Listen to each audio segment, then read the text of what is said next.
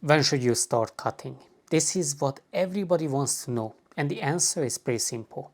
Whenever you want to. But let me give you some context. If you are not overly lean and you're a beginner, you can start in a small deficit.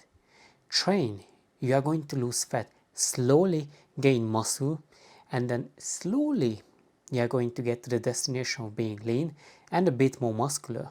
And if you are not a beginner anymore, you've been training for 1 to 3 years or even 4 to 5 years, you can start your cut anytime.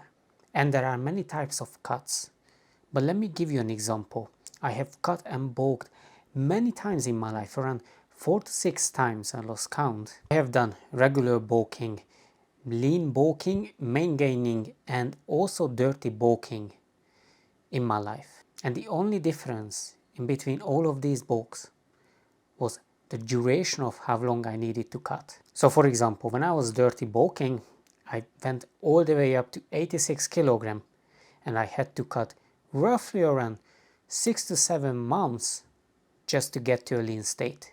And when I was maintaining, I only had to cut for 3 to 4 months, and there were weeks when I was just maintaining.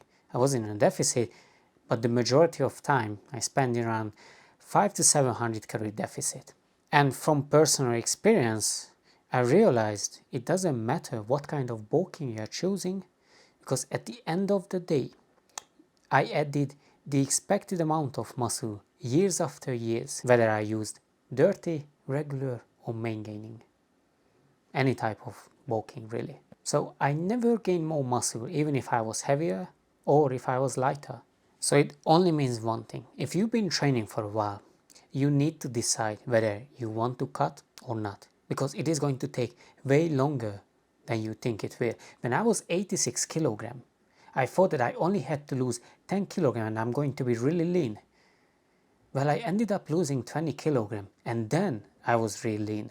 And what I noticed is more people believe that they are less body fat percentage what they actually are. So that only means one thing. If you calculate how long you need to cut, double that time, because you are going to make mistakes and you are probably heavier with more body fat percentage than you think you are. And I know that the number one fear when it comes to cutting is losing muscle or not gaining any muscle at all. If that's the case, you are losing a lot of muscle. Actually, if you are losing any muscle, then it's your training. We all know that, and probably this is something you heard a million times. If you are getting in 1.6 to 2.2 gram per lean body kilogram protein, then you are going to maintain and preserve the muscle in your body. So that's going to be enough. So everything comes down to your training. And what I always say is never sacrifice your intensity.